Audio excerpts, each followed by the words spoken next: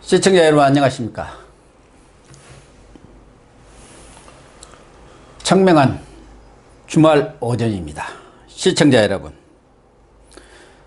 국회가 민주당과 야반, 군소정당들의 의석 나눠먹기 싸움으로 난장판이 되어가고 있습니다. 이른바 4+1 선거법 협상에서 정의당 등 군소야당들이 단 한 석이라도 더 가져가기 위해서 온갖 무리수, 꼼수, 편법을 동원하는 바람에 야바이 선거법, 누더기 선거법이 되고 있다는 비판을 받고 있습니다.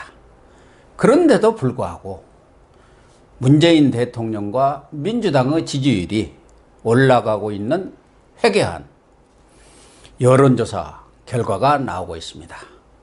배종찬 인사이트 K 대표님과 함께 이전 투구의 정치판 살펴보도록 하겠습니다. 네, 배 대표님 안녕하십니까? 네. 오랜만이에요? 네, 오늘 또 고영신 TV에 나오게 돼서 너무 또 벅찬 하루가 되겠습니다. 네. 이 얼굴이 더 좋아지신 것도 같고 뭐 이렇게 나라는 시끄러운데 마음이 편하신가요? 절대 편하지는 않고요. 예. 지금 얼굴이 부어 있어가지고. 그 부으셨군요. 네. 너무 이제 걱정을 많이 하다 보니까 이제 얼굴이 잠을 이제 못 자시는구나. 굳더라고요. 네. 예. 거의 잠을 못 자고 있습니다. 전전반책이라는 고사성을 아시지 않습니까? 예. 눈을 감아도 잠이 오지 않는 그런 지금 시대가 되지 않았나 이런 생각이 듭니다. 그렇습니다. 걱정이 됩니다. 예, 아마 우리 배 대표님뿐만 아니라 우리 시청자분들도 마찬가지 심정이 아닌가 하는 생각이 드는데요. 지금 공수처법을 통과시키기 위해서 미끼로 던져놓은 선거법, 이 선거법을 놓고 플러스 4 네. 군소야당, 저는 잔챙이 야당이라고 합니다만은 두석 세석 가진 게 무슨 정당이라고 할 수도 없는 그런 정당들이 아주 이전 투구를 벌이고 있는데요. 네. 거기는 유권자도 지금 없어요. 눈에 보이는 게 아무것도 없습니다. 여기서 우선적으로 좀 설명을 꼭 드려야 될 부분이 취지를 들어보면은 이것 자체가 나쁘다고 할 리는 그렇죠. 없습니다. 연동형 비례대표제가 다수 정당에 많은 정당에 다수 정당에 휘둘리지 않고 또 소수 정당이 또 득표수에 맞는 대표 기능을 가질 수 있도록 한다고 누가 싫어하겠습니까?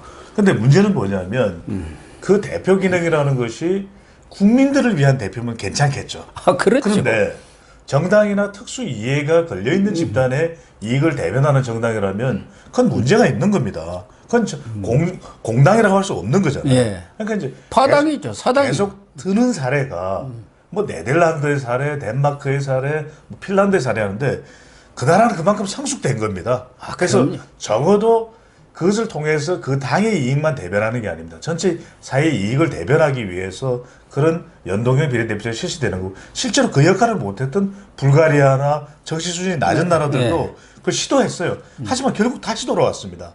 무슨 이야기냐면 적어도 어떤 외국의 사례를 들 때 이것이 내 이익에 맞구나. 그러면 옷에 걸면 키에 걸면 귀걸이 코에 걸면 코걸이 아니겠습니까? 자기 편한 대로 해석을 하는 거예요. 그건 아니라는 것이고 또 하나 결정적으로 중요한 것이 지금 4+1 협의체에서 이야기되는 것. 왜 4+1이 됐겠습니까? 그거는 국민들이 이해관계라면은 4+1이 아니라 더 많은 사람들과 협의를 해야 되겠죠. 아니 제1야당, 제2야당과 협의를 해야죠. 원내 교섭단체를 그렇죠. 중심으로 해서 국회는 움직이도록 그렇습니다. 되어 있죠. 방금 말씀하신 대로 이게 결과적으로는 중요한 것이 제가 이렇게 고 박사님께 묻습니다. 여쭙습니다. 이 연동형 비례대표제 됐든 선거법이 됐든 누구의 이익이 가장 중요합니까? 국민의 이익이죠. 유권자의 이익이잖아요. 유권자는 몰라요 지금. 어떻게 돌아가는지도 모르고. 구체적인 내용에 대해서 물어보면은 어떤 상황인지도 모르고. 저도 잘 모릅니다. 시시각각 일종의 밀실에서 협의가 되고 있기 때문에 투명한 건 아니잖아요. 공개적인 건 아니지 않습니까? 공정위가 아니기 때문에. 그러면 그 내용을 알 수가 없는 겁니다. 그냥 통과가 되면 통과되는가 보다. 근데 표면적인 설명은 이게 거국적인 결단이다.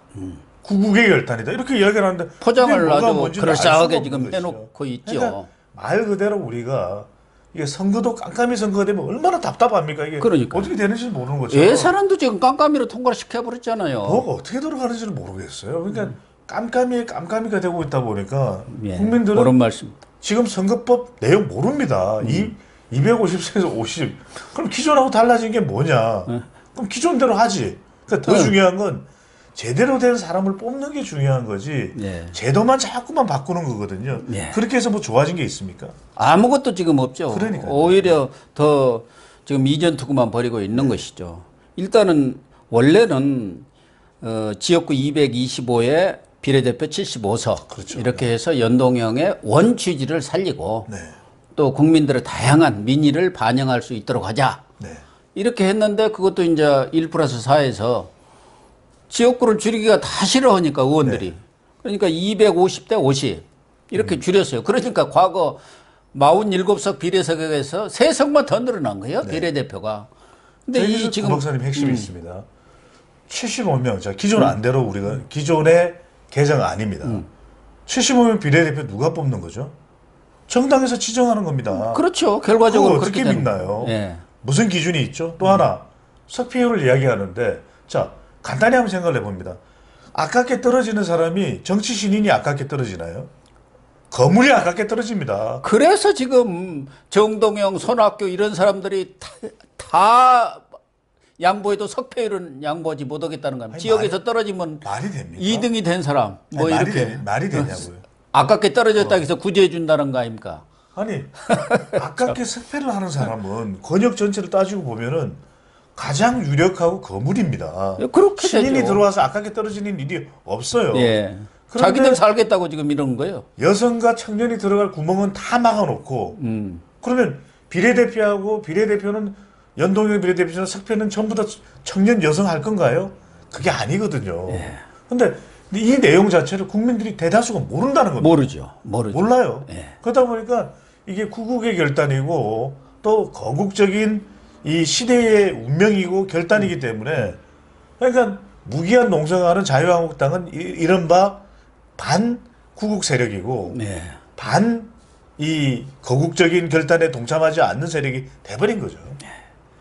특히 이제 비례대표 50명인데 민주당이 이렇게 하다 보면은 사실은 연동형으로 다 해버리면은 네.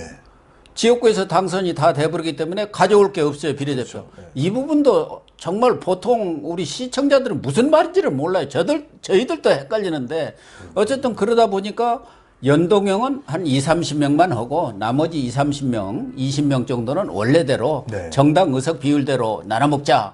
이렇게 이제 민주당이 주장하고 나서니까 정의당이라든가 이 군소야당들은 이 연동형이 반발하죠.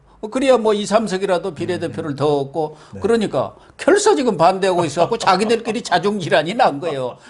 그동안은 한국당이랑 빼고 저 꾹장꾹장 하다가 짝짝꿍 하다가 짬짬이가 지금 안 되고 있는 그런 상황인데 아니, 근데 고 박사님 생각해 보시죠. 그냥 간단한 이야기로 국민들에게 어떤 것이 국회의원을 뽑는데 가장 중요한 거냐 이야기를 물어보면 공천입니다. 좋은 사람을. 공천에 대한 혁신은 뭐가 있나요 지금? 아무것도 안 제도화된 게 그냥 늘상 이야기하는 30% 물갈이 하겠다, 50% 물갈이 하겠다. 이거는 정말 선언적인 이야기일 예. 뿐입니다. 예, 단 한 번이라도 청년이 여성이 들어갈 구멍을 만든 적이 있냐고. 예. 이런 건 하나도 안 만들어 놓고 지금 선거법은 어떻게 돌아가는지도 모릅니다. 그래서 여론의 흐름도 이랬습니다. 처음에 이야기할 때는 상당히 긍정적이었어요. 여론도. 그런데 그 다음부터는 국회의원 수 늘리는 거 다 반대입니다. 국민들은. 오히려 줄이자고 그러죠. 그러죠. 한 지금도- 200명으로 줄이한다고 그러죠. 지금도 선거법 개정에 대해서 매우 여론은 부정적이에요. 아, 그렇군요. 모른다는 거예요. 그러니까 처음에 취지와는 다르게 흘러가는 모습을 보면서 그런데도 이런 여론의 변화에 콧방귀도 안 낍니다. 몰라. 어떤 경우에는 지금 무슨 이야기를 하냐면 국민들은 몰라도 된다 그랬어요. 심상정 정의당 대표가 그 정치개혁 특위위원장 때 그 선거법이 뭔지 기자들이 우리도 모르겠다니까 뭐 국민들이 알 필요가 뭐가 있느냐 그렇게 아니, 얘기한 근데 거예요. 대선 후보 정도는 했던 사람이 그런 이야기를 할 수 있나요? 국민들이 기가 모르면 막힌 일이죠. 더 쉽게 설명하고 그리고 이거 내년에 안 하면은 나라가 두동강 나나요? 예. 그러면은 정 안 되면 더 국민들의 여론을 수렴해서 자기 국회의원 선거에서 제도화하면 되는 거잖아요. 그렇죠. 왜 이렇게 급하죠? 이제 지금 민주당 입장에서는 공수처법을 통과시켜야 하니까 그 미끼로 당신들 의석 늘려주고 그렇지 않으면은 현행대로 하면은 이 군소 야당들은 사실은 생존이 어렵거든. 네. 그러니까 이제 득표율대로라도 나눠 먹으면은 뭐 비례대표라도 가서 몇 석석 얻으니까 생존은 된다. 그렇게 지금 연명을 하기 위해서 자기들 정치 생명 연명을 하기 위해서 국민은 없는 겁니다. 유권자는 없고. 유권자는 없는 거예요. 지금 뭐 경제 엉망이죠. 북한 문제 계속해서 급냉되고 이게 한 치 앞을 내다볼 수가 없죠. 일본하고의 관계도 안 좋습니다. 중국은 우리가 이제는 굽신굽신 해야 되는 상황이 됐는데도 아무것도 신경을 안 씁니다. 밤낮 없이 이걸 일을 해야 되는 국회의원들이 자기 밥그릇 놓고서는 한 치의 양보도 없이 다 가져가겠다. 내가 내 이익을 보겠다 하고 있는 거죠. 네. 지금 이 선거법 중에서 또 하나 지금 이 분소여 야당과 민주당이 합의가 완전히 된 게 선거 연령을 18세로 인하하는 겁니다. 네. 그렇게 되면 이제 지금의 고3 생들이 선거 투표권을 얻는 거죠. 네. 그게 한 50만 정도 됩니다.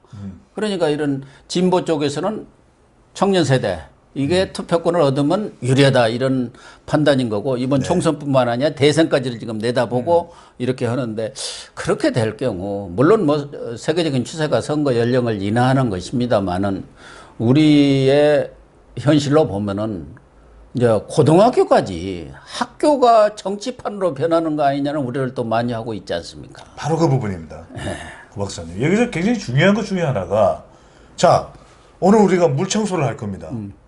물걸레를 물에도 적시지 않고 바닥을 닦겠다 말이 됩니까? 그러니까. 말이 안 되는 겁니다. 그렇기 때문에 지금 만 18세로 유권자의 연령을 낮추는 것에 대해서 우리 국민들이 선뜻 동의를 못 합니다. 왜냐하면은 자 제가 물을 적셔야 된다는 말씀을 드린 것은 교실이 다 정치판이 될 거예요. 지금도 혼란스러운데 교실 안에서 어떤 학생은 이제 정당원이 될 겁니다. 정당원이 되죠. 학생들을 통해서 한참 정당 가입 다 하고. 야간 자습을 하고 있는데 1번 후보를 찍어주십시오 할 거라는 말입니다. 그렇죠. 아니 그러면 정말 공부에 힘써야 되는 학생들이 예. 이게 완전히 정치 깽판이 될 겁니다. 그런데 물론 우리가 학생들의 이 투표자로서의 권리를 우리가 이게 무시하는 건 아닙니다. 아 물론이죠. 그렇다면 선제적 조치가 필요합니다. 네. 일단은 대부분의 학생들이 졸업한 이후의 연령이 될 수 있도록 취약 연령을 앞당기는 거 필요합니다. 요즘에는 조기 교육이 상당히 또 많이 지금 하고 있기 때문에 횡행하기 때문에 취약 연령을 앞당겨도 돼요. 그리고 엄마가 계속 이게 맞벌이 부부가 애를 보다 보니까 이런 건 신경도 안 씁니다. 그러면 만 6세에 이제는 학교를 취약을 해도 됩니다. 그렇죠. 그러면 대부분 뭐 만 6세 18세가 되면 거의 대학생이에요. 그러면 무슨 문제가 됩니까? 이런 학령 인구에 맞아요. 대한 조정도 네. 없습니다. 두 번째, 독일의 경우에는 고등학생들도 정치 운동을 합니다. 왜? 수십 년간의 그런 문화가 만들어진 겁니다. 그렇죠. 그러니까 적어도 면학 분위기를 침탈하지는 않습니다. 그러니까 학생들이 적어도 건전하게 학교 내에서 정치 서클도 할 수 있고 그것 자체가 이 학교의 면학 분위기라든지 학생으로서 지켜야 될 도리, 그 다음에 학생들이 정치 활동을 하게 될 경우에 가이드라인 다 있습니다. 그런데 있습니까 지금? 아무것도 없죠. 그러면 이제 학교 운동장으로 들어가는 겁니다. 넣고서 피켓을 들고 와 그러면 고2에 이제 어떤 분석이 나오냐면 고등학교 2학년 중에 30%는 더불어민주당을 지지합니다. 20%는 말이 됩니까 이게? 그러니까 저는 인원고 사태라는 게 또 그런 게 다시 나타날 수 있죠. 그래가지고 거기서 그거는 정치교 빙산의 일각입니다. 이렇게 그렇죠. 되면요. 그러니까 저는 하지 말라는 게 아니라 아무도 선제적인 조치에 대해서는 이야기를 안 합니다. 당장 떡고물에만 눈이 먼 거죠. 자, 얘들이 어리니까 어린애들이 투표를 하기 시작하면 우리 정당에 절대적으로 유리할 것이다. 무슨 소리야? 우리 정당은 진보 정당이니까 만 18세면 진보적이니까 우리가 유리해. 그거예요. 그러면 그거. 이제는 무조건하고 사상 교육 나옵니다. 그러면 고소 고발이 행해갑니다. 아니 정교적 선생님은 뭐 저런 걸 가르쳐? 아니 교총 수석 선생님은 뭐죠? 그래 정치판이 학교 반이 정치판 됩니다. 진짜 이게 제일 걱정이에요. 저는 더군다나 지금은 교육감들이 대부분 진보 쪽 교육감들 아닙니까? 대선 전국에 와 보세요. 50만 표라는 말이에요. 늘어나는 게 그거 가지고 당락이 좌우가 돼버리지 않습니까? 지금 자율고등학교, 사립고등 우리 교육정책 보십시오. 충분한 논의도 없습니다. 그냥 내가 교육감 후보로서 공약 내는 거 있으면 밀고 붙이는 겁니다. 밀고 지난번 붙이고. 뭐 상상고 사태도 그렇고 그럼요. 뭐 교육부도 마찬가지 아니에요. 대통령이 한마디 하니까 외고 뭐 국제고 다 없애버리라고 그러니까 싹 없애버린다는 거 아닙니까? 아니 그거 참. 교육감이나 대학 교수 출신 아닙니까? 그럼 그들이 공부를 하고 왔던 미국에는 보더스쿨이 없습니까? 어떤 나라든 간에 교육 제도는 100% 만족시키는 게 없습니다. 다양할 뿐이지 않습니까? 그럼 그것에 대해서 충분한 논의가 이루어져야 되는데 그러니까 여론도 한쪽으로 일방적이지는 않습니다. 그런데 그렇게 물어보면 어느 누가 찬성을 안 하겠습니까? 이런 평준화 교육에 있어서 뭐뭐가 중요하다. 그러면 앞으로 이거 이 자립고등학교 그다음에 외고 어떻게 해야 되겠냐. 다 없애라. 예. 그게 저는 이게 무슨 여론의 수렴입니까? 모든 사람들은 다양성을 가지고 있다는 것의 전제하에 그것을 차근차근히 풀어나가는 그렇죠. 게 동의를 얻고 하는 게 필요하지 않습니까? 오죽하면 이런 이야기를 합니다. 한 외고를 졸업한 이 법조인 출신이 소송을 하겠대요. 왜냐하면 우리 학교에 이름이 없어집니다. 아니 자기들 자녀들은 다 외고 보내고 파락군에서 교육시켜서 보낸 사람들이 지금에 와서 그런 진보적인 마인드만 가지고 있는 거죠. 단 한 번이라도 본인들은 기꺼이 솔선수범해서 보여준 적이 없잖아요. 그분들 자녀들만 그런 게 아니고 네. 장하성이 다 강남 와서 살 필요 없다더니 자기는 한 11억 아파트 값이 올랐다고 얼마 전에 보도됐잖아요. 경실련 표셨잖아요. 그러니까 저는 그러니까 경실련에서 다 청와대 1급 이상 조사해가지고 발표했잖아요. 국민들이 하는 이야기가 그겁니다. 이게 나라냐? 왜? 맨날 뭐 부동산 정책 이야기하고 토지 공개념 이야기하는 사람들은 강남에 집 사고 빌딩 사고 매체예요. 예. 그러니까 입만 열면 본인들하고는 거리가 먼 이야기를 하는 겁니다. 그러니까 맨날 하는 이야기가 SNS상에서는 정의라 뭐다 그러면서 정작 자기들이 호구 조사를 해가지고 재산 목록을 뒤져보면 강남의 빌딩, 마포의 빌딩 아니 상가 뭐 다 오피스텔 다 갖고 있습니다. 왜 이런 사람들한테는 철퇴를 안 가합니까? 기회는 공정해야 됩니다. 가정은 정의로워야 됩니다. 왜 이 사람들한테 철퇴를 가하지 않나요? 자기가 철퇴를 들고 있는 사람들 아닙니까? 그러니까 자기가 자기를 때리질 않죠. 그러니까 위선 정권, 거짓말 정권이 되고 있는 건데 어쨌든 이런 선거법이라든가 국회가 원만하게 돌아가기 위해서는 국회의장의 역할이라는 게 더 중요하고 특히 중요하죠. 선거법 같은 경우는 게임의 룰을 그러면. 정하는 거 아닙니까? 그럼 거기에 참여하는 사람들이 동의를 받아갖고 지금까지 처리해 온 게 관례고 문재인 대통령도 그런 이야기를 대표 시절 국회의원 시절에 아주 강조를 해왔던 거예요. 그럼요. 그런데 지금 문인상 의장은 네. 지난번 예산안도 날치기 비슷하게 꼼수로 처리를 해버렸잖아요. 네. 세입도 확정되지 않는지 문희상 의장도 세초부터 문신이에요. 거기에 지금 문제는 문희상 의장이 뭐 야당 측 주장은 지역구 무정부 갑입니다만은 거기에 아들을 세습 공천하기 위해서 대통령의 수정 노릇을 하고 있다. 이게 지금 야당의 주장이에요. 아니, 원래 문희상 의장 하면은 자기는 의회주의자다.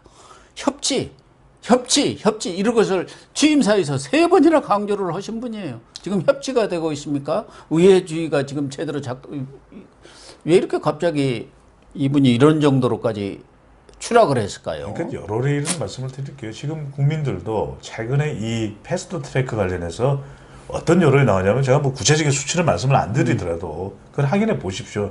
뭐 다 이야기를 해야 뭐 조사 개요를 다 뜯어대야 겨우 수치에 하나 정도 이야기할 수 있는 그런 지금 가이드라인을 정하고 있으니 근데 그걸 보면 표결 처리를 하든 그 다음에 기한 밖에 합의를 하든 국회에서 처리를 하라고 하는 국민 여론이 있지만 합의하라는 것과 또 표결 처리를 무조건 강행하라는 거 어느 한쪽에 손을 들어주고 있지 않습니다. 그렇죠. 여론은 네. 그 이야기인즉슨 가장 중요하게 생각하는 거는 국민들은 대화하는 모습을 보고 싶은 거예요. 네. 몸싸움을 하지 말라 이거예요. 그리고 머리를 맞대고 오늘 안 되면 내일 하고 내일 안 되면 모레 하라는 겁니다. 다 어른들이고 다 좋은 대학 나왔잖아요. 네. 근데 왜 못합니까? 그럼 그런 사람들 뽑지 말아야 되죠. 근데 그때 제일 중요한 역할을 하는 것이 국회의장이거든요. 아, 그럼요. 근데 정말 중요하죠. 오죽했으면 국회의장은 당적이 없어요. 예. 그러면 당적이 중립적으로 허락해서 당적이 없다라는 것은 당적을 누구 파낸 뜻도 아닙니다. 예. 그러면 누구의 의견도 국회의장은 기울어져서는 안 돼요. 그게 국회의장의 역할입니다. 목에 칼이 들어와도 나는 국회의장이야. 아, 그렇게 나는- 해야죠. 나는 서열 제2인가 3인가 그렇지 않습니까? 2위 아닙니까? 2위예요. 대통령 다음에 2위가 두려워할 이유가 뭐가 있습니까? 지금 문희상 의장이 몇 선입니까? 그러니까요. 할 거 다 하신 분이에요. 나이도 뭐 많고. 그러니까 지금 중요한 것은 이 꼬인 정국을 사실 풀어야 되는 사람은 문희상 의장입니다. 경험과 경륜으로 풀어야죠. 그럼요. 이걸 딱 합의를 할 수 있도록 해야 되는데 이것 자체에 대해서 강단이 없는 겁니다. 국회의장으로서 내가 목숨을 걸고 나는 역사의 평가를 받겠다. 그 얘기를 왜 못합니까? 그런데 저는 그것 자체가 이미 무너져 버렸어요. 왜? 현 국회에서 국회의장을 했던 사람이 국무총리로 거론되는 시대입니다. 이런 인사가 어디 있습니까? 그 이야기는 뭐냐면 저는 누누이 이야기합니다만 우리나라의 금도가 무너져 버렸어요. 제왕적 대통령제 모든 게 대통령에게 쏠려 있는 겁니다. 그렇죠. 저는 청와대 시대를 마감해야 됩니다. 왜 그 넓은 땅덩어리에 왜 청와대가 구중심처에 대통령이 있어야 되나요? 문재인 광화문 시대 열겠다고 그랬잖아요. 박근혜 대통령 때도 문제가 됐던 거 아닙니까? 저는 아주 보안이 철저한 아주 작은 형태의 대통령의 관저 정도만 놔두고 영국 수상 남은- 관저는 그냥 네. 길에서 바로 들어가지 않습니까? 방어인 거 뭐가 두렵죠? 그러니까요. 아니 그러니까 한반도에 평화가 있는데 뭐가 두렵습니까? 국민이 두렵습니까? 광화문 시대를 열어서 해야 되는데 그런 상황이니 국회의장님들 내가 조금만 잘하면 국무총리 되는 거 아닙니까? 아들도 세습 공천하고. 아니 그러니까 계속해서 영향을 받는 거예요. 왜? 본인이 소속 정당이었던 여당의 영향을 받는 겁니다. 그러니까 이게 무너진 거예요. 저는 어느새 우리나라의 삼권 분립이라고 이야기하지만 대법원장도 대통령의 입김이 들어갑니다. 국회의장도 아니 그렇지 않습니까? 그러니까 사실은 삼권 분립이 아니에요. 삼권 통합입니다. 이거는. 이렇게 돼서는 견제와 균형이 없는 거죠. 그러니까 지금 맞습니다. 모든 것이 이러다 보니까 분열이 돼버린 거예요. 아무튼 이 군소 정당들의 반란이랄까? 반란으로 민주당이 선거법을 강행 처리하려는 것이 일시 중지는 됐습니다마는 16일이나 17일쯤 처리가 되지 않을까 정말 걱정이 앞섭니다. 이런 선거법, 누더기 선거법, 날치기 선거법, 야바이 선거법으로 과연 민의가 반영될 수 있을지 한국당이 오늘 광화문에서 장애 집회를 여는데요.